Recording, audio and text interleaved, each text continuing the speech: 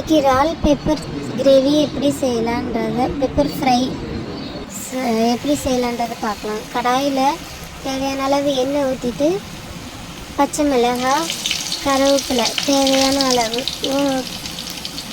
சேர்த்து அது பொரியிற வரைக்கும் வெயிட் பண்ணலாம் கொஞ்சம்.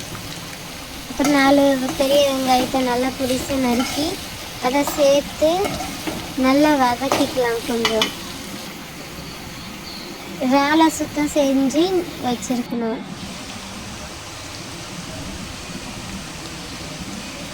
தேவையான அளவு உப்பு போட்டுக்கலாம். அப்புறம் தேவையான இஞ்சி பூண்டு பேஸ்ட்டையும் சேர்த்து நல்லா வதக்கிக்கலாம். பச்சை வாசனை போகிற வரைக்கும் கொஞ்சம் வதக்கிக்கலாம்.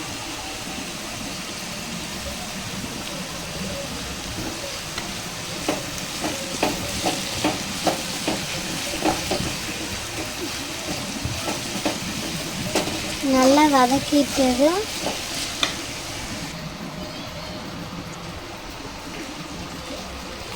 நம்ம க்ளீன் பண்ணி வச்சு இறாலை சேர்த்துக்கலாம்.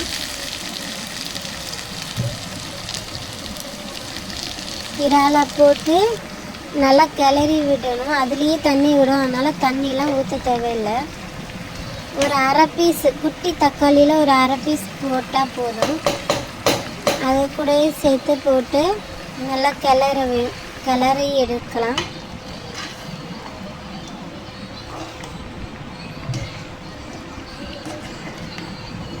இது சீரகமும் மிளகும் வறுத்து பொடி பண்ணி வச்சு ரெடி பண்ணிக்கலாம். அதையும் அதை சேர்த்துக்கலாம். சேர்த்துட்டு நல்லா எவ்வளோ காரம் தேவையோ அதுக்கேற்ற மாதிரி போட்டுக்கோங்க. மிளகுலாம் நல்லா கிளறி எடுத்துக்கலாம். இப்போ அது சர்வ் பண்ணுறதுக்கு தயாராக இருக்குது. ட்ரை பண்ணி பார்த்துட்டு எப்படி இருக்குன்னு சொல்லுங்கள் ஃப்ரெண்ட்ஸ். தேங்க்யூ.